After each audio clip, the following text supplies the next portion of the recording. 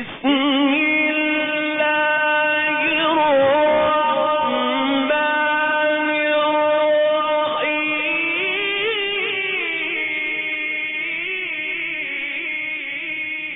ایمانی بھائیوں، یہ دین ہم تک ایسے نہیں پہنچا، اس پر بڑے بڑے صحابہ، صحابیات، علماء کرام اور اسی طریقے سے بڑے بڑے اولیاء کرام کی قربانیاں لگی ہیں، اور پھر جا کے یہ دین ہم تک پہنچا ہے۔ حضرت سمیہ رضی اللہ تعالی عنہ کا واقعہ تاریخ کی کتابوں میں، سیرت کی کتابوں میں آتا ہے کہ حضرت سمیہ رضی اللہ تعالی عنہ حضرت عمار رضی اللہ تعالی عنہ کی والدہ ہے۔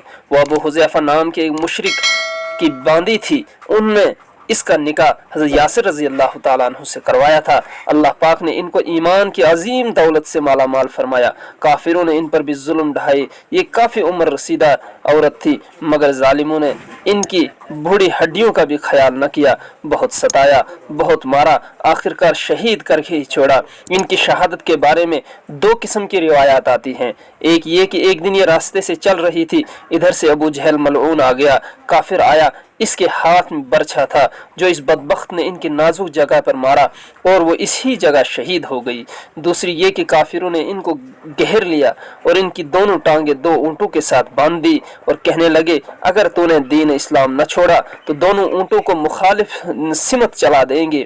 انہوں نے کہا کچھ بھی ہو جائے خدا کا دین نہیں چھوڑوں گی، میرے ٹکڑے ٹکڑے ہو جائیں گے مگر خدا کے دین کو نہیں چھوڑ سکتی ہوں۔ اس پر ظالم مشرکوں نے دونوں اونٹوں کو مخالف جانب چلا دیا، جس کی وجہ سے ان کے جسم مبارک کے دو حصے ہو گئے اور ایمان پر اپنے مالک کے پاس پہنچ گئی، یہ سچے ایمان پر اپنے مالک کے پاس پہنچ گئی۔